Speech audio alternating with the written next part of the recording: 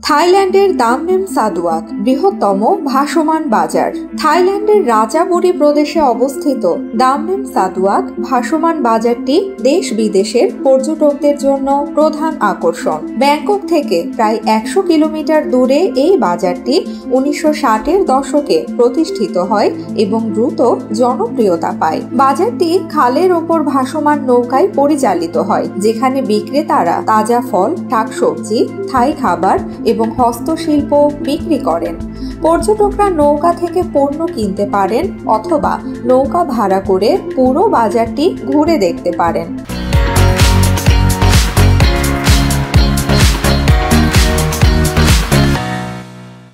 প্রধান আকর্ষণগুলোর মধ্যে রয়েছে প্যাড থাই, কোকোনাট মিল্ক, আইসক্রিম এবং রঙিন ফলমূল যেমন ম্যাঙ্গো ও ড্রাগন ফ্রুট। এই বাজারটি সকাল 7টা থেকে 11টা পর্যন্ত সবচেয়ে ব্যস্ত থাকে, তাই পর্যটকদের সকালে যাওয়ার পরামর্শ দেয়া হয়। ব্যাংকক থেকে প্রায় 1.5 থেকে 2 ঘন্টার যাত্রা করে পৌঁছানো যায় এবং বিভিন্ন ট্যুর কোম্পানি আরামদায়ক যাতায়াতের ব্যবস্থা করে।